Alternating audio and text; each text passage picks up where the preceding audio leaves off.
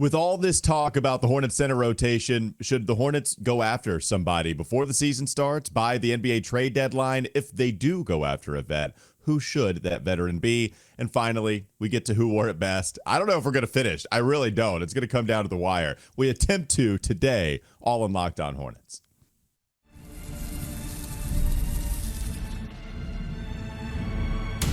You are Locked On Hornets, your daily Charlotte Hornets podcast. Part of the Locked On Podcast Network, your team every day. In a minute, cuz we live.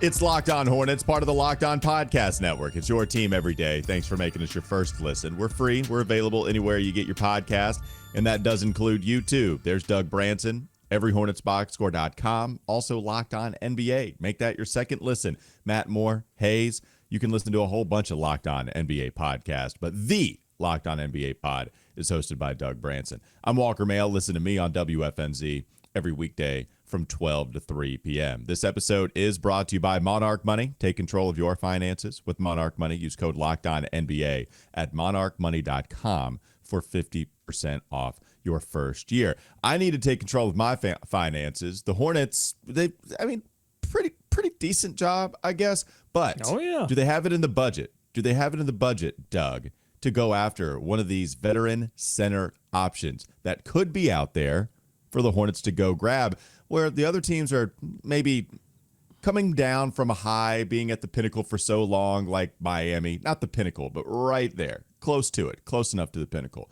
The Bulls, who have been nowhere close to the pinnacle, they look to be possibly moving off of their veteran center. They've been right down here with us for a long time. What about these vet center options, Doug? What are you thinking? Well, first of all, you can always make room in the budget. That's what trades are for. You figured that out. Now, the question is, how much long-term pain and long-term risk are you willing to take on in service of that? And I think when you're talking about veteran center options, and there are a lot of them, but I kind of zeroed in on three options that I think represent different paths.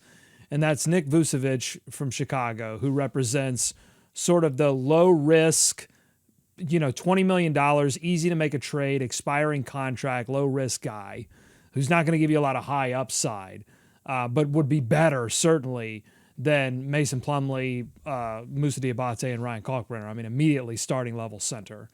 Bam Adebayo, who a lot of talent. I'm not a huge fan of his game, but a lot of talent, plays both ends. Doesn't really know who he is as a player, which I think is always a problem. Like, is he a three-point shooter? Does he want to play near the rim? I don't think he knows.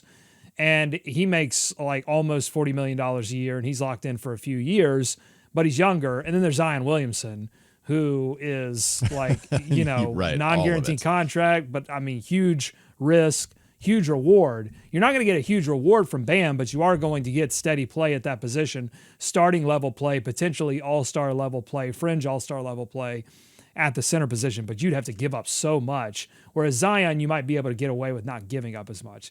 So there's a very quick breakdown of those three options. And I will say too, anything outside of Vucevic, and you're damaging your ability to make serious moves in 26. Because 26, the books do open up a little bit for the Charlotte Hornets. They'll be a team that can have, they could probably create somewhere north of $20 million if they wanted to get rid of a few guys and release all their cap holds. You could have $20-something million in cap space. So, the Hornets have some options if they keep their books clean, but it just means keeping the center position at one of the worst in the league. There's been a lot of Bam Adebayo conversation. You and I actually very much differ on Bam. I love his game. I think he's quite interesting as a player. I think he would really help the Hornets. Here's my issue with Bam. One, it's a lot of money, but I think it's not like he's not worth that money the way that he plays. I do think he's worth that contract.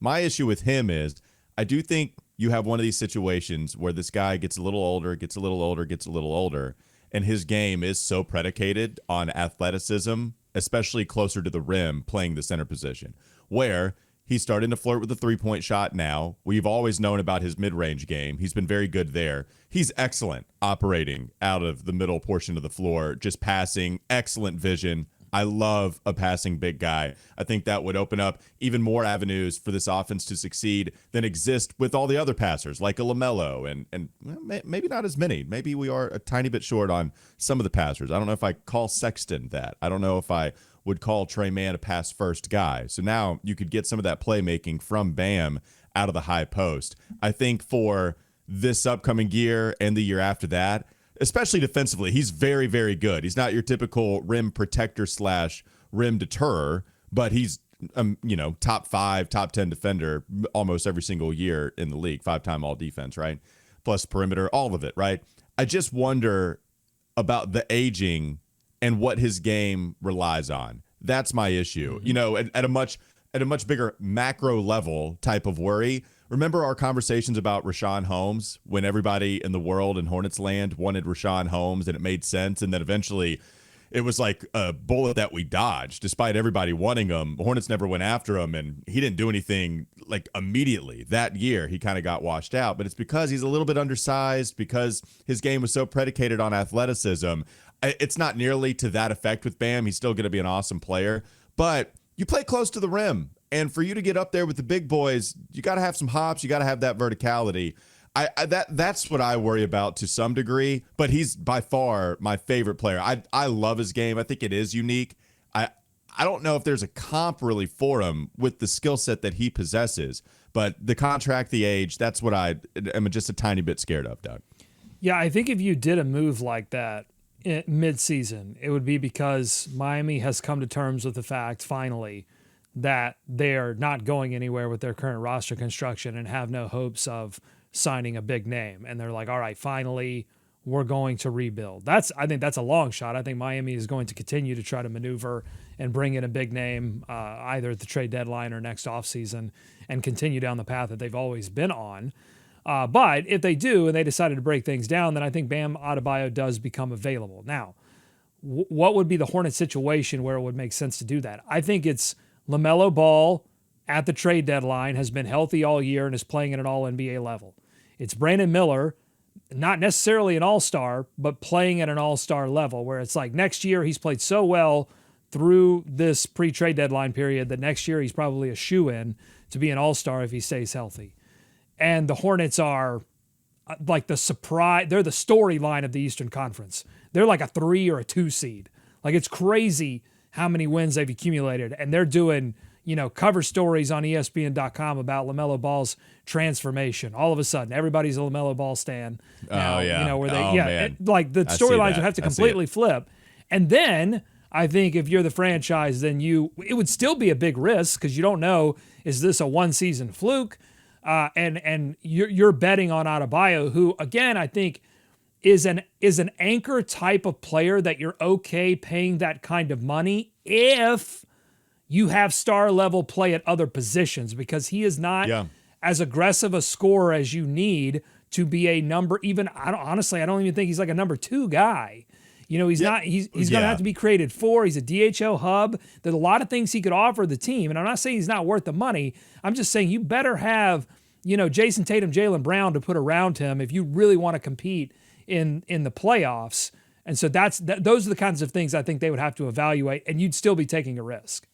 No, I don't know what it is about my co-host who don't love the Bam Adebayo game. It's just because it's Wes. Wes is the same. No, I'm saying Wes Bryant. We've had our Bam Adebayo discussions on air, but I think it all comes down to your angle on what you want Bam to be compared to what he is, and the way what that his body screams he should be is a physical big, and he's not that, and that bothers me. But he's not tall. Like, that's the issue for Bam, is that if he was 6'10", which would make you think he would be even more physical. Like, you think, like, I'm not as tall as everyone else, so I'm going to go use my big, broad shoulders and knock some dudes out of the way, and he refuses to do it. Oh no, I think he's a physical player. I just don't think he. Look at the tape, man. Pull up. I don't know what to tell you. I've been watching him for a few years, and I watch Locked On Heat. They don't. I mean, I don't know. They might argue with me, but I don't. I've heard them question his physicality too. well, hold on.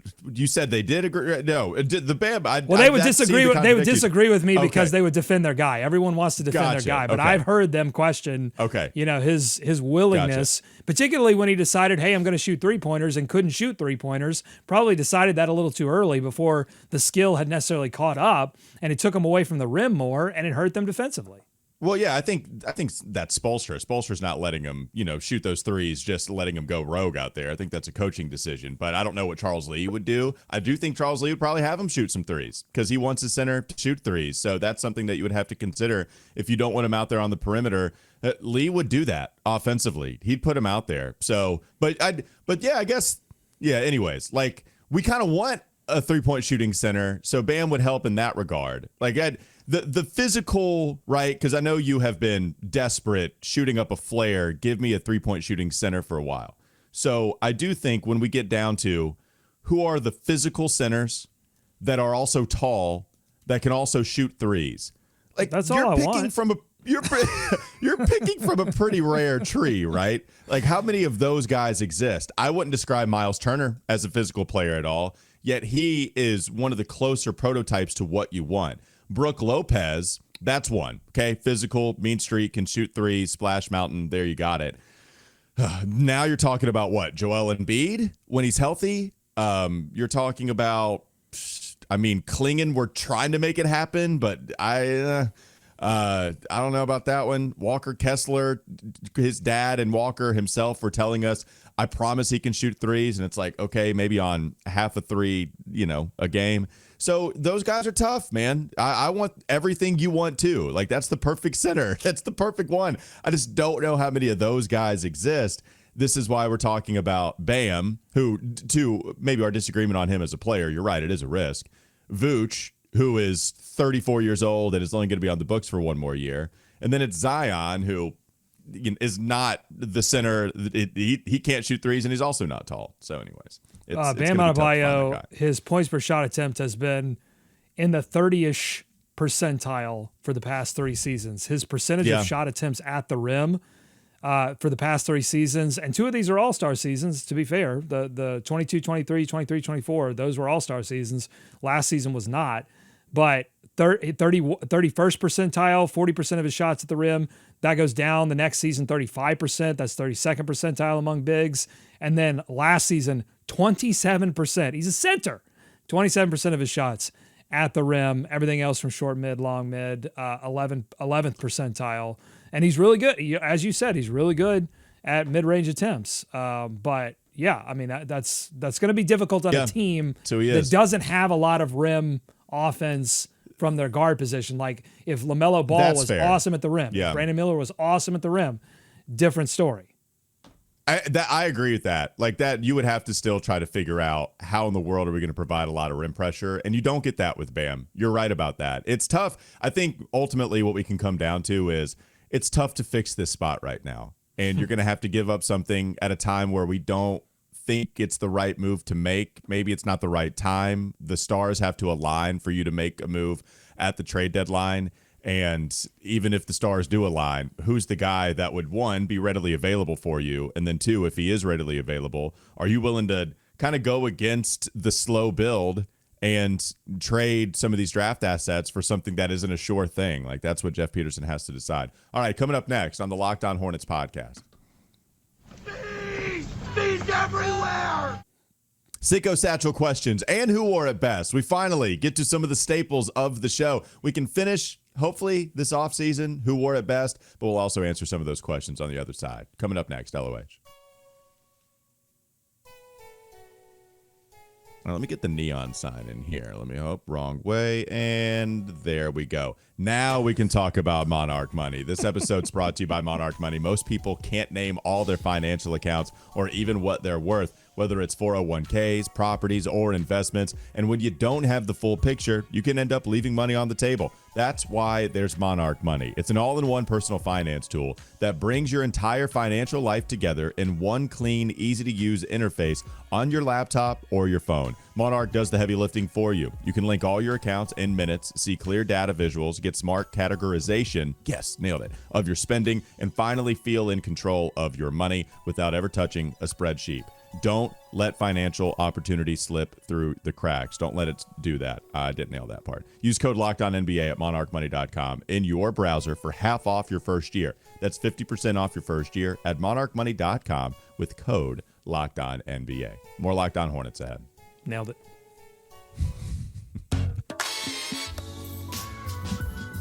All right, from Bam Adebayo, Nikola Vucevic, and we didn't even get to Zion Williamson.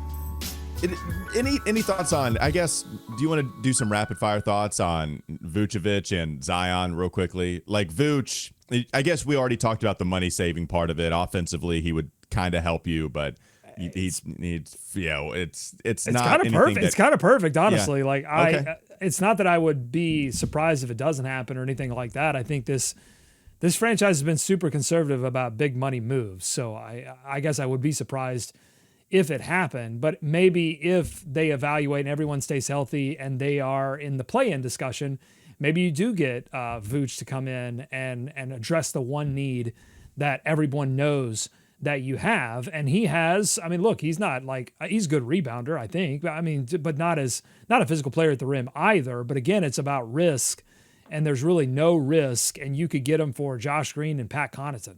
Like that's all it would take. Plus, some second round compensation if Chicago is just ready to move on. You know what? We don't know how well they're going to play this season. They may be ready to just acquire anything, and they're going to lose Vooch regardless. Honestly, like I think people are surprised that Vooch hasn't been moved already, and so maybe there's a mismatch between what everyone else thinks Vooch has left in the tank versus what Chicago thinks they deserve. Pick compensation wise, but in terms of making the money work, it would be super easy for Charlotte if they evaluate and think that Vooch could help them. Zion would help you tremendously at the rim, but I mean everybody knows what the risks are there. Risk. I don't know what circumstance the Hornets would need to be in for me to be okay with that risk. I honestly can't think of a circumstance where it would make sense. I agree about Zion. There are ways that he would help tremendously immediately, but I totally agree with Zion. Vooch, you're right. We're just going to have to compete with the Kings, who want to be what the Suns are to the Hornets. They want to be that to the Bulls, so they're going to go after Vooch. And finally, last thing about Bam, he's one of us, Doug. He's a Hornets fan. He's from North Carolina. He had it in his bio on Twitter for a while, like Hornets Nation, whatever it was, Buzz City. I don't know what tag he had, but he's one of us. So maybe you could bring him on home there.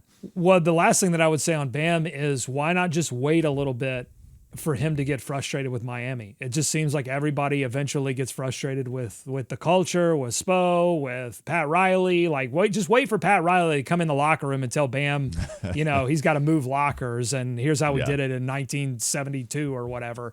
And Bam goes, you know what, bleep it. I'm going to be like Jimmy Butler and just start missing flights and doing all this stuff. And then you can swoop in like the Golden State Warriors did and get a guy who is a high-level player for less than market value. I just think it doesn't make any sense to trade, whatever you would have to do money-wise. It would be Miles. It'd probably be a young player like Tijon. It would probably be 3 first-round picks. Maybe you could get Miami to take their own pick back, but it would be 3 first-round picks at least. So that just, to me, that doesn't make any sense. I'm with you. That it'd be a risk. All right, Sicko Satchel time. What you got? All right, Davis of the 8th Bismack Brigade. And by the way, if you want to join the Sicko Brigade, join subtext.com// Locked On Hornets is the URL. You can get a 14-day free trial and submit your question. I think we get to 90% of the questions that are asked. And if I don't get a question on the show, if the time passes, I will just personally respond to it and you get it in your text messaging app. So Davis of the 8th Bismack Brigade asks this schedule question. Are you and Walker in favor of going to a reduced schedule? If so, what's your dream NBA schedule model? You already got it mapped out here, Doug. You want to go first on this one? I do. I have been in favor of reducing the schedule for many, many years. 82 games is ridiculous. And in fact, it's one of those situations where like everyone seems to be locked in. For money reasons, for all of these logistical reasons, everyone's locked into 82. The 82 doesn't make any sense. It's not like, it's just what we've been doing for a long time. And then something comes along that changes the game, a lockout, COVID, whatever, and it forces us to change.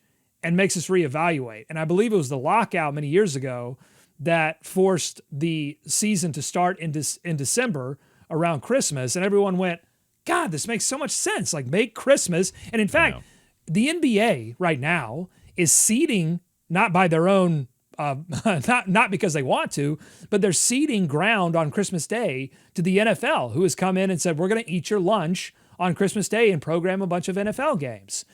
The one way you could get Christmas back, or at least in some part, is to say, hey, the very beginning of the season is going to be on Christmas Day, and we put the best games on there. That would hype people up. I think start on Christmas, 70 games, play every team twice. You play 5 Eastern Conference teams and 5 Western Conference teams 3 times based on your record.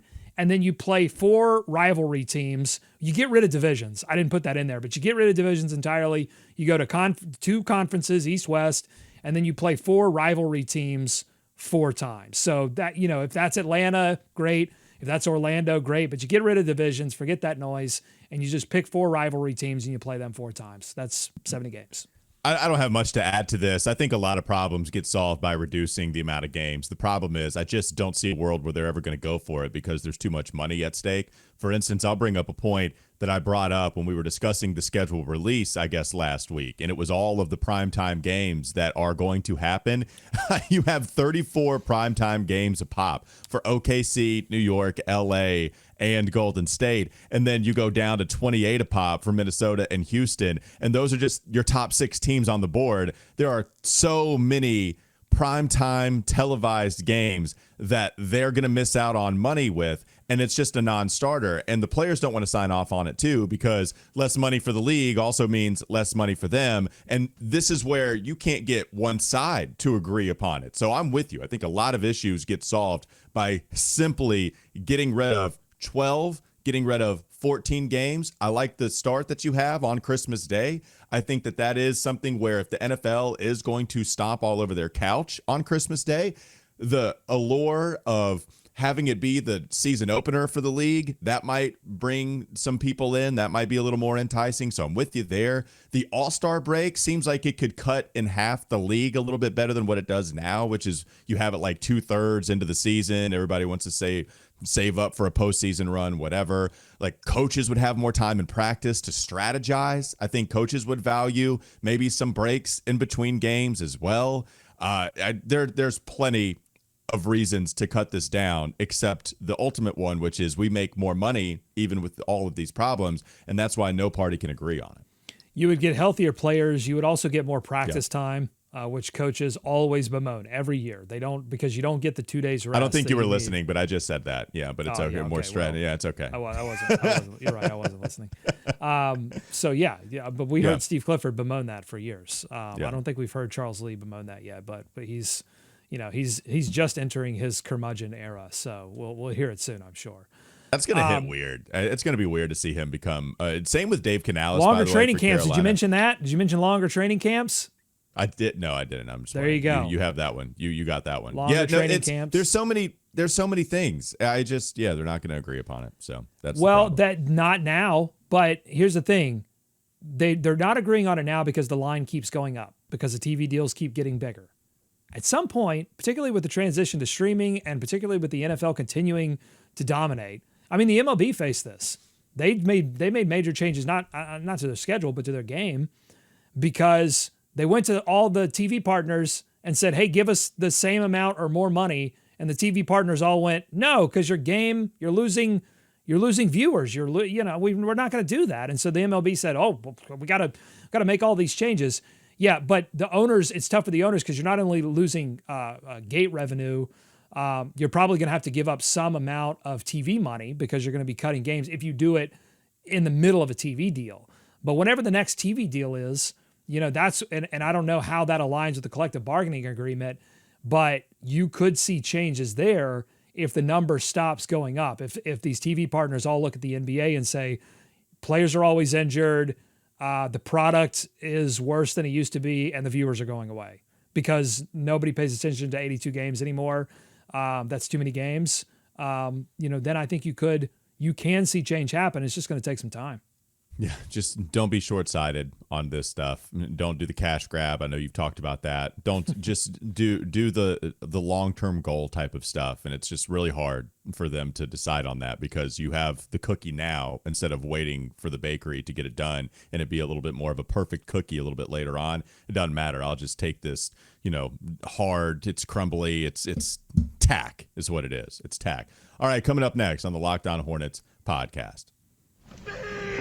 Bees everywhere! It's time. Who wore it best? 7 numbers to go, Doug. 8, I guess, with the 0. 9 with double 0. How many more numbers do we? Okay. Yeah, we do have. God. Oh boy, now you're now I got to pull up. I'm not speed. prepared. All right, 7, 6, 5, 4, 3, 2, 1, 0, and double 0. Okay, all right. All those numbers still to go. We're not going to get through it in this next segment, but we're going to try our best. Next, LOH.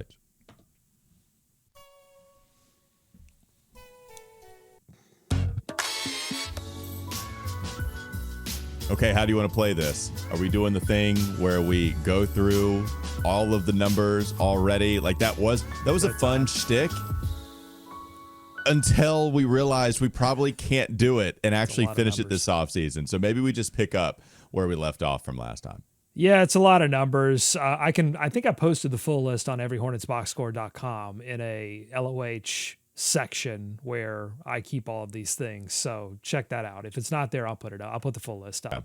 But we are on number 7 right now, and there are 15 players that have worn the number 7. That is the second most jersey numbers. 12 had 16 players. 9 also had 15 players. So here we go. Deep breath. Let me run down all of the players that have donned the number 7 for the purple, teal, orange, and blue. Kelly Tripucka, 1989 to 1991, an original Charlotte Hornet. Marty Conlon, friend of the show, has been on the show. James Blackwell wore it in 1995. I have a tidbit about Blackwell. Don't let me forget. Okay. Raphael Addison wore it from 96 to 97. J.R. Reed wore the number 7 from 1998 to 1999. Michael Hawkins in 2000. Now we get into the Bobcats. Primoz Brezic wore it from 2005 to 08. He was an original Bobcat. Desanya Diop, 2009 to 2012. Ramon Sessions, 2013 to 2017. Mo Williams in 2015. Jeremy Lin in 2016. Dwayne Bacon, the Baconator, 2018 to 2020. Grant Riller, that's a Sicko Brigade name for sure. 2021. Yeah. Bryce McGowan's 23 to 24. And finally, Damian Baugh in 24-25. Okay, where do we start? You just want to fire off who we think is in contention with all those names? Yeah, I think Jeremy Lin is in contention. I would throw Kelly Tripucka for the historical factor. I had to look up his numbers. J.R. Reed, only 1 year in the 7, and it's the 98-99 season, so this is when J.R. Reed gets traded back to the Charlotte Hornets, not his original draft years. So I'm not sure that works. Primoz Brezic, I have to look up his numbers too. I would say he put up some production for the Bobcats because underrated, man. I will absolutely say underrated. Sicko underrated, but underrated nonetheless. 13 points per game in 04-05, 12 points per game in 05-06. Where's his rebounding number? So 13 and 7, 12 and 5. Like, yeah, I mean those aren't terrible numbers. No. Now he would go on to other teams and do absolutely nothing. Yeah, just nothing the rest of his career. But here in Charlotte, we respect you, Primoz. Okay, Desanya Diop wins Who Wore It Worst. That's the worst era of center basketball. It is, yeah. Just Who Wore It Worst. Just a tiny little shout out to Ramon Sessions. Actually was 12th in Sixth Man of the Year voting all the way back in 2012, 2013 with Charlotte. Just a little love for Ramon Sessions, but he is not the guy who wore it best. Love for Mo Williams, who comes in and lights it up for us, Doug. I mean, we were talking about this. 27 games for Charlotte. It was only the 27 games. You can't really win it, but came in and averaged 17 points per game. Not the most efficiency, but we liked what Mo did for a little while. I think it comes down to Jeremy Lin and Kelly Tripucka. Do you value what Jeremy Lin did in the lone year of what was the last postseason appearance for Charlotte? And also, get up to 7th in Sixth Man of the Year voting. So he was still valued. It was almost a resurrection year for Jeremy Lin. Linsanity goes to the Lakers, underwhelming, comes back to Charlotte, parlays his year with Charlotte into a big contract with Brooklyn. Yes, calorie spike. Again, we loved saying that. Calorie spike here on Locked On Hornets. So you get the spike of the salary cap. That goes all the way up. He gets the contract. Or is it Kelly Tripucka? You mentioned OG Hornet. Came in and averaged almost 23 points per game his first year. Second year, shot 43% from the field, but averaged more than 15. I think the more I go through it here, Doug, I got to give it to Kelly Tripucka as the guy who wore it best. That's what I would say. I love the historical factor as much as anyone, but I'm kind of anti-nostalgia right now because the Hornets haven't made the playoffs in almost 10 years. And guess what? The last time they made the playoffs, who was a huge part of that, wasn't the biggest. It's obviously Kemba Walker. But I think you'd make an argument easily that Jeremy Lin was the second biggest reason they made the playoffs that season. So I will give it to Jeremy Lin, which means we have a tie, which means you got to go to youtube.com/@LockedOnHornets. Go over to the post section where I will post a poll for the fans to vote for Kelly Tripucka or Jeremy Lin, who wore it best. By the way, Kelly Tripucka, 22 points per game, 3 assists, nearly 4 rebounds in 88-89. Again, there were a lot of shots to go around that year, but 46% from the field, 35%, only a little above one attempt from 3, but nearly 36% if you give him the round up from the 3. next year too. So, yeah, shot well from 3 both years on real low volumes. It probably shot about 100 threes, but made again 36% pretty much each of those 2 years. Yeah, I'm going Kelly. Jeremy Lin was an important part of the playoff appearance, though. I'd give second most impactful to Nick Batum, but we're soured on Nick Batum around here, just like you are with nostalgia. But that year, it's what got him the big contract. And yeah, all right. So Jeremy Lin and Kelly Tripucka, it's up for debate. Go ahead and vote. You can vote now, but I have a few more nuggets before we get out of here. One on Ja. He spent 12 years in the league. He played in 601 games, started 93 of them.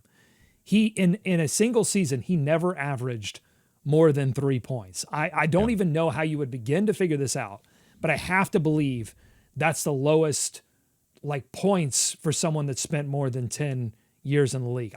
Maybe I'm just crazy and I don't know anything. 5 years with the Hornets, never averaged over 2 points per game. Well, he didn't average over 2 points per game in that stretch. Just that's amazing. That to me, that's outstanding. And then go ahead. Well, my man was 7 feet tall and shot 42.7% from the field for his career. Incredible. Just some real painful numbers if you wanted to comb through his basketball reference page. James Blackwell. Here's my nugget on James Blackwell as I went down a basketball reference rabbit hole. He is only the 7th player in NBA history to play from Dartmouth College. Only 7 other players. 5 of those players were from the 40s to the 60s. Yeah, you don't get another player until James Blackwell. And oh man, I had it pulled up and now I don't anymore. There was only one other player and they were both playing in the mid 90s and haven't had a Dartmouth College player since. The best player in NBA history from Dartmouth College is the one and only Dick McGuire, RIP. I think he died this year or last year, and he ranked, I'm going to say 5th on my list of greatest dicks in NBA history. Oh, good for you, Dick McGuire. I think we've given the greatest dicks in NBA history list before, but Dick McGuire. Yeah, JJ Redick was number 1. Oh, my God.